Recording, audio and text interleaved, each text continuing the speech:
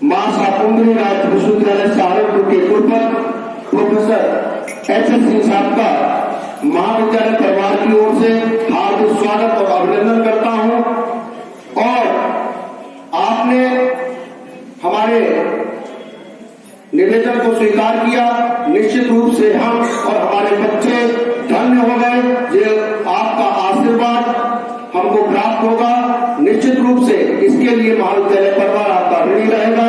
मैं आपसे अनुरोध करता हूं कि आप हम सबका मार्गदर्शन और अपना आशीर्वाद प्रदान करने की कृपा करें।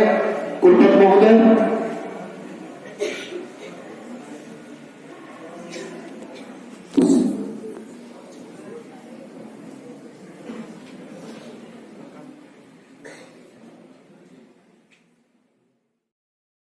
मैं भी एक कृषक परिवार से आता हूं और मेरे यहाँ भी गन्ने की खेती प्रचुरता से होती है। सबसे पहले मैं आपको साधुवाद देता हूं पीलीभीत जैसे क्षेत्र में जहाँ गन्ने की उपज और उसकी खेती का कार्य बहुत ज्यादा होता है, उस संदर्भ में आपने एक कार्यशाला आयोजित की है। यह कार्यशाला मुझे विश्वास है कि वहाँ के किसानों को, वहाँ के लोकल जन प्रतिनिधियों को इसके विकास में एक मार्गदर्शन का काम करें। सबसे पहले हमें जानना चाहिए कि गन्ना है क्या। लोग कहते हैं कि त्रिशंकु जब अपने नवरथ से जा रहे थे तो उनका नवरथ किसी गुरुत्वाकर्षण के कारण रुक गया था रास्ते में। उनके पास भोजन की सामग्री नहीं थी। ऋषि विश्वामित्र ने उनको कुछ चीजें धरती से फेंकी थी और उसके फेंकने के बाद उसमें से जो कुछ गिर गया था वो दो पौधों के रूप में उपजा था। एक था लहसुन और दूसरा था गन्ना। गन्ना एक उस वक्त अमृत तुल्य माना जाता था और गन्ने की खेती का सर्वाधिक विकास आजादी के पूर्व अंग्रेजी सल्तनत के जमाने में हुआ था और तब से गन्ने की खेती निरंतर भारत में होती रहती थी। वैसे तो ये साउथ अमेरिकन फसल है और ये यहाँ पे लाई गई और यहाँ पे उपजाया गया, परंतु कालांतर में गन्ने की खेती जो कि कम लागत की खेती है, इसमें मैन पावर का कम इन्वॉल्वमेंट होता है, इसलिए इस खेती का बढ़ावा मिला, विस्तार मिला और धीरे धीरे कृषि क्षेत्र में निरंतर वृद्धि होती चली गई और ये वृद्धि इतनी हो गई कि हमारे पास उपस्थित जो संसाधन गन्ने को किसी यूजफुल प्रोडक्ट में बदलते, चीनी, गुड़, खारसारी वगैरह में, उसकी कमी हो। धीरे धीरे किसानों ने गन्ना बोना कम शुरू कर दिया और अब चूंकि गन्ने के बोने में और उसकी लागत में और उसके उपज का दाम जो किसान को मिलता है उसमें बहुत कम अंतर शेष है, इसलिए एक प्रॉफिटेबल अंडरटेकिंग नहीं रहती। इसलिए गन्ने की खेती निरंतर कम होती चली जा रही है। मुझे लगता है कि इस पर बहुत ध्यान देने की आवश्यकता है, क्योंकि ये एक कैश क्रॉप के रूप में मानी जाती है। इसको तुरंत इसमें से इसको बेचकर किसान को आर्थिक लाभ मिल सकता है।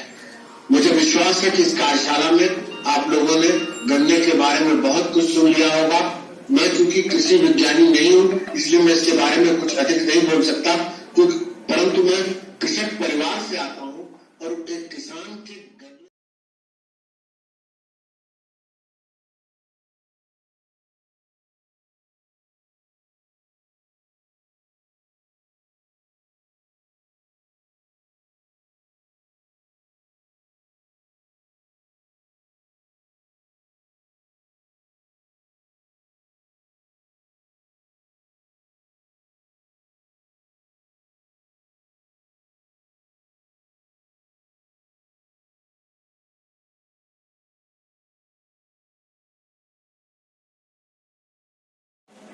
सर 2 दिवसीय सेमिनार में क्या क्या चर्चा हुई, किन लोगों ने भागीदारी की, क्या हानि क्या मुनाफा रहा?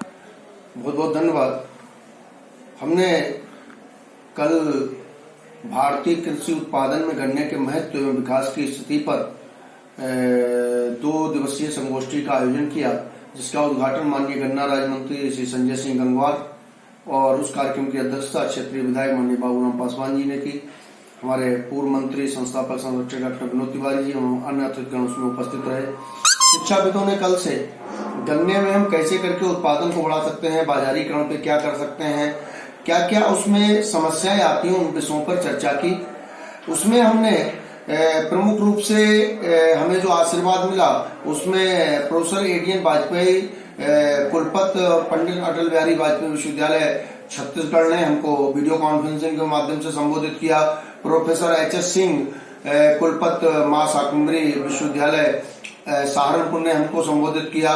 और इसके अलावा हमारे पूर्व तत्कालीन अध्यक्ष श्री जितेंद्र कुमार मिश्रा जिला गन्ना अधिकारी ने वार्ता की।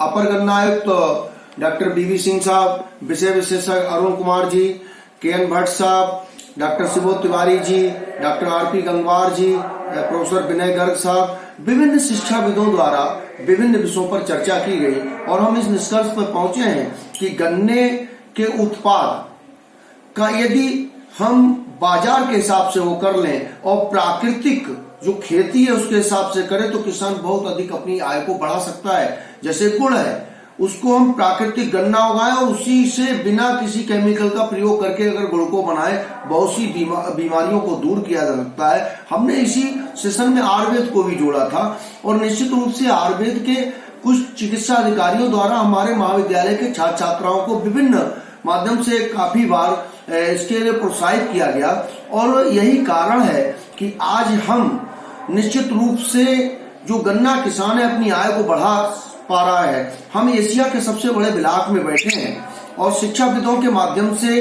हमने निश्चित रूप से किसानों की आय बढ़ाने के लिए हमारे क्षेत्र के कई किसान मुख्यमंत्री जी से सम्मानित हो चुके हैं। तो हम चाहते हैं कि गन्ने के उत्पादन को किस तरह से बढ़ाया जा सके और इसी के साथ हमने गन्ना प्रशिक्षण केंद्र किसानों के लिए स्थापना की डिमांड रखी थी, उसको भी माननीय मंत्री जी ने कहा है कि हम उसकी स्थापना पीलीभीत जनपद में कराएंगे। और इसके अलावा हमें लगता है कि महाविद्यालय की भी कुछ समस्याएं थी, उनके निस्तारण का हमको आश्वासन मिला है। निश्चित रूप से ये संगोष्ठी हमारी सफल है और हम निश्चित रूप से इस क्षेत्र के जनप्रतिनिधि, छात्र छात्राओं, महाविद्यालय स्टाफ का आभारी हूँ जिन्होंने अपना अभूतपूर्व सहयोग हमको प्रदान किया, जिसके माध्यम से हम आगे बढ़ पाए। जय हिंद।